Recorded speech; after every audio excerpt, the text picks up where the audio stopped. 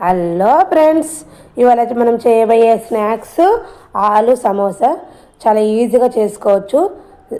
Easy మెథడ్తో మనం సమోసాలన్నీ చేసుకోవచ్చు. దీనికి కావాల్సింది ఒక ప్లేట్ తీసుకొని 2 కప్పుల మైదాపిండి తీసుకోవాలి. 2 కప్పుల మైదాపిండిలోకి చిటికెడు సాల్ట్ వేసుకోవాలి. 1 స్పూన్ ఓమా వేసుకున్న తర్వాత 1 స్పూన్ నూనె వేసుకొని మొత్తం పొడిపిండిని ఒకసారి బాగా కలుపుకోవాలి.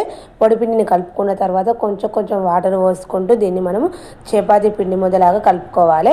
ఇట్లా మనం నూనె వేసుకున్న తర్వాత ఒకసారి పొడిపిండిని మొత్తం నూనె ఉప్పు వాటితో కలుపుకున్న తర్వాత ఇట్లా మనము కొంచెం వాటర్ పోసుకుంటూ చపాతీ పిండి ముద్దలాగా కలుపుకున్న తర్వాత దీనిపైన కొంచెం నూనె రాసుకొని మనము మళ్ళీ ఒకసారి బాగా కలుపుకొని మంచిగా బాగా కలుపుకొని పక్కకు పెట్టేవాళ్ళు. పిండి అనేది నాననివ్వాలి. నానితే సమోసాలకు ఒక 15 మినిట్స్ మనం పిండి నానాలి. ఇందులో మనం కర్రీ అనేది రెడీ చేసుకుందాము.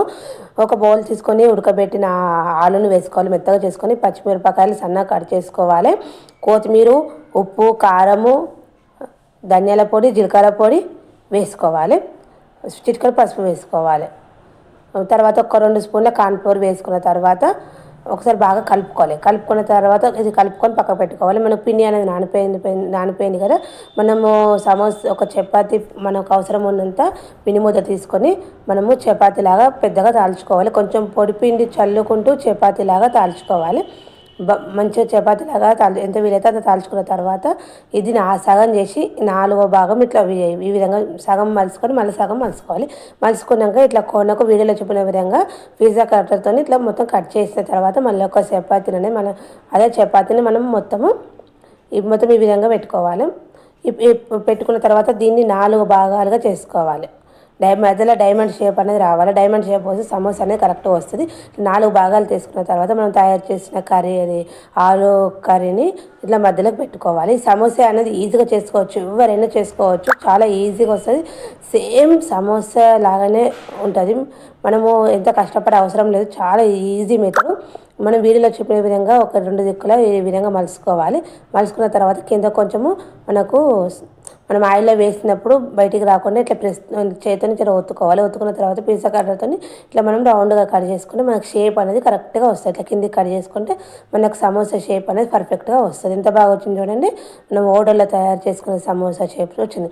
ఈ విధంగా ఇవి మనం కట్ చేసుకున్నాం చపాతీ ముక్కలలో మనం కర్రీ పెట్టినాం కదా. ఇవన్నీ ఆ విధంగానే సమోసాలన్నీ మలుచుకొని తయారు చేసుకోవాలి.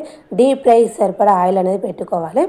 ఇట్లా మంచిగా మలుచుకున్న తర్వాత కిందికి మంచిగా ఇట్లా మొత్తం బయటికి కర్రీ లేకుండా చూసుకొని తర్వాత మంచిగా సమానంగా కట్ చేసుకుంటే మనకు సమోసా షేప్ అనేది పర్ఫెక్ట్గా మంచిగా కరెక్ట్గా వస్తుంది. ఇక్కడ కిందికి మొత్తం ఇట్లా మధ్యలో ఓల్ అనేది రాకుండా చూసుకోవాలి. కిందికి ఓల్ అనేది వస్తే మనం ఆయిల్లో వేసినప్పుడు ఆలు కర్రీ చిత్తుతుంది కాబట్టి మంచిగా అట్లా మలుచుకోవాలి. అన్నీ ఈ విధంగా మనం తయారు చేసుకున్న చపాతీకి 4 సమోసాలు అనేటివి వచ్చినాయి. ఈ విధంగానే బాగా తయారు చేసుకోవాలి. తయారు చేసుకున్నాక డీప్ ఫ్రైకి సరిపడా ఆయిల్ అనేది పెట్టుకోవాలి.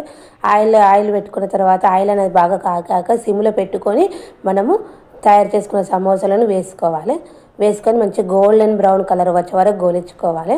మనం వేడి ఆయిల్లో వేస్తే ఏంటంటే మీదికి గోలితే కలర్ వస్తుంది, కానీ కిందికి అనేది కర్రీ అనేది గోలేది. మనకు సమోసా అనేది పర్ఫెక్ట్గా కోలేదు, ఇట్లా కరకర అనేది రాదు. కాబట్టి సిమ్లో పెట్టుకొని ఒక 2 మినిట్స్ గోలించుకున్న తర్వాత దీన్ని ఒకసారి మరేసుకున్న తర్వాత హై ఫ్లేమ్లో పెట్టుకొని గోలించుకోవాలి. మంచి గోల్డెన్ కలర్ వచ్చే వరకు గోలించుకోవాలి. గోల్డెన్ కలర్ వచ్చే వరకు గోలించుకుంటేనే మనకు సమోసా అనేది రెడీ అయిపోతుంది. తర్వాత దీన్ని సమోసాలను ఒక ప్లేట్లోకి తీసుకోవాలి. ఇది టమాటా కెచప్తో తింటే చాలా చాలా బాగుంటుంది. ఎంతో టేస్టీగా ఎమ్మి ఆలు చిట్టి సమోసాలను రెడీ అయినా మీరు ఒకసారి ట్రై చేసి చూడండి. ఓకేనా? Bye friends.